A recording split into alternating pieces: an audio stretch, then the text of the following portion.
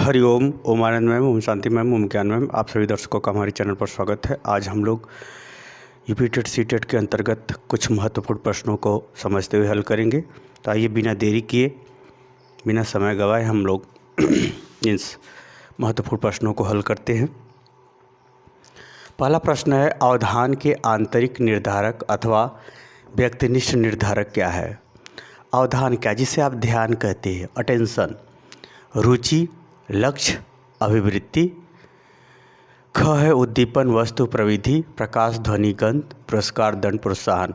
आपको ये ध्यान रखना है कि जब किसी चीज़ पर ध्यान लगता है, कहीं हमारा मानसिक स्थिति जब स्थिर होता है तो उस समय निश्चित रूप से हमारा उसमें रुचि प्रदर्शित होता है। हम उसमें तब हम उस किसी चीज़ को ध्यान देते हैं जब उसमें रुचि रखते हैं।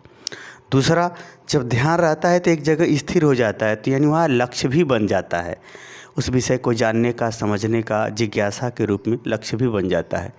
और अभिवृत्ति का मतलब होता है उसमें हमारी विशेष रुचि या विशेष व्यवहार प्रदर्शित होने लगता है। तो यह जो है, इसमें जो सबसे सही विकल्प है ए वाला सही होगा, अन्य विकल्प नहीं होगा। क्यों नहीं होगा? देखिए, प्रकाश, ध्वनि, गंध। प्रकाश का ध्यान से कोई मतलब नहीं होता, क्योंकि आंख बंद करने पर भी हम वो चीज़ याद कर सकते हैं, तो प्रकाश के अभाव में भी हम ध्यान कर सकते हैं। ध्वनि का भी ध्वनि जो है ध्यान के कुछ सहयोग में हो सकती है, जैसे पसंद है ध्वनि तो ठीक है, लेकिन गंध का ध्यान से एक प्रकार से खिंचाव तो होता है, लेकिन कोई विशेष लगाव नहीं होता।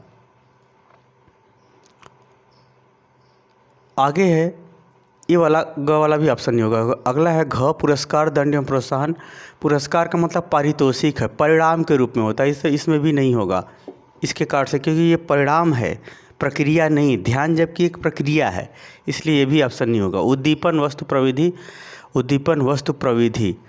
अगर कोई चीज़ उद्दीपन है उसके वजह से आपका ध्यान जाता है, ऐसा सतत नहीं हो सकता।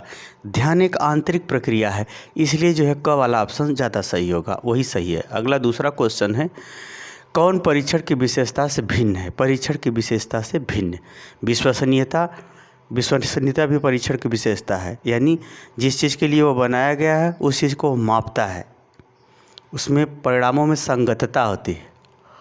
वैधता नहीं, वैधता का मतलब होता है जिस चीज़ के लिए बनाया गया है उसके लिए वो काम कर रहा है, वैध है, ये भी विशेषता होती है। विश्वसनीयता, उसका जो रिजल्ट आ रहा है बराबर समान आ रहा है, ये भी विशेषता है। अभिवृत्ति का तात्पर्य होता है कि व्यक्ति की जो व्यवहार है या जो सोच है या जो उसकी क्रियाकलाप है या जो उसकी रुचि है वो किसी विशेष क्षेत्र में ज़्यादा प्रदर्शित होती है, उसमें उसकी एक विशिष्टता हासिल होती है, ये भी इसको अभिवृत्ति बोलते हैं। वस्तुनिष्ठता, हाँ भाई, जिसके लिए वो प्रश्न, जिसका वो बना है, टेस्ट बना है, उसमें जो वस्तुनिष्ठता यानी जो सॉलिड है उसका उत्तर या जो सॉलिड उसका व्यवहार है उसी हिसाब से प्रदर्शित होता है, तो यह भी विशेषता है। इसमें जो है जो विशेषता नहीं है वह अभिवृत्ति है। कौन परीक्षण की विशेषता नहीं है? तो अभिवृत्ति परीक्षण की विशेषता नहीं है। अभिवृत्ति एक विशेष प्रकार के विशिष्ट योग्यता क्षमता को प्रदर्शित करती है, तो ये वाला सही हो जाएगा, ग वाला, क्योंकि यह विश्वसनीयता की परीक्षण की जो है विशेषता से भिन्न है। अगला देखें, तीसरा क्वेश्चन, क्षेत्र विशेष में बालक की विशिष्ट योग्यता एवं क्षमता को कहते हैं, अभिवृत्ति कहते हैं। क्षेत्र विशेष में बालक की विशिष्ट योग्यता एवं क्षमता को क्या कहते हैं? अभिवृत्ति कहते हैं।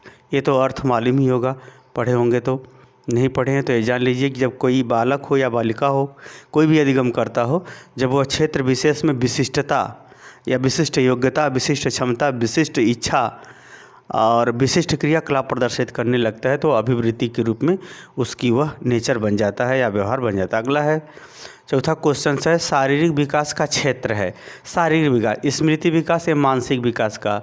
अभिप्रेरणा जो है कार्य की क्षमता का विकास का है। समायोजन जो है एक प्रकार से पर्यावरणीय और सामाजिक विकास के अंतर्गत इसे हम शामिल करिए। ये पूछा है शारीरिक विकास, स्नायु मंडल होगा। क्यों स्नायु मंडल होगा? क्योंकि जो नर्वस सिस्टम है हमारे शरीर में वो उसके क्षेत्र में, क्योंकि हमारा जब शारीरिक विकास होता है तो हमारा नर्वस सिस्टम का भी विकास होता है, स्नायु मंडल, इसलिए चौथा का क सही हो जाएगा।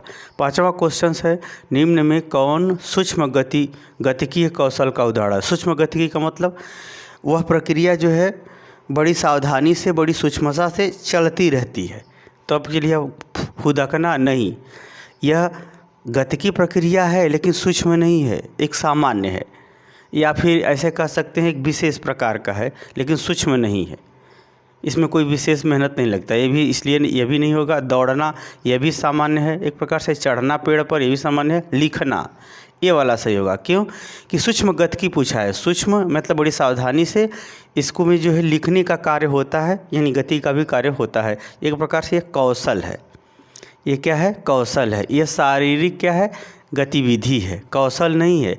फुदकना, दौड़ना, चढ़ना ये क्या है? एक प्रकार से शारीरिक जो है गति है, एक रूप है, कौशल नहीं है। इसके लिए प्रशिक्षण नहीं लेना पड़ता है, एक प्रकार से आपका स्वभाव है। और इसमें जो है लिखना क्या है? एक प्रकार का कौशल है, कला है, जिसका हमें प्रशिक्षण या अभ्यास करना पड़ता है। तो ये वाला सही हो जाएगा 5वां का घ।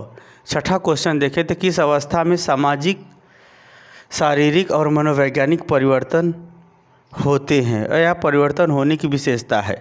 तो इस प्रश्न का उत्तर जो है, जैसे आप जानते हैं, शैशवावस्था में शारीरिक विकास अधिक होता है, सामाजिक विकास धीरे धीरे होता है। बाल्यावस्था में शारीरिक विकास, मानसिक विकास भी तेज़ी से होता है।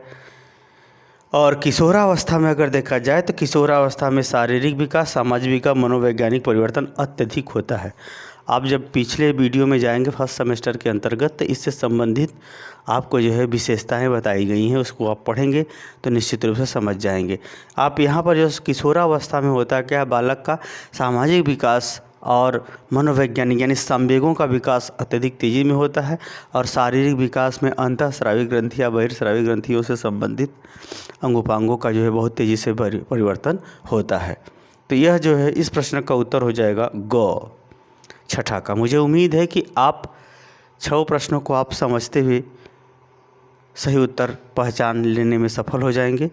यदि आपको मेरे द्वारा समझाया हुआ ये प्रश्न अच्छा लगा हो तो कमेंट बॉक्स में ज़रूर बताइए। साथ ही मेरे चैनल को लाइक शेयर सब्सक्राइब कीजिए। हरिओम।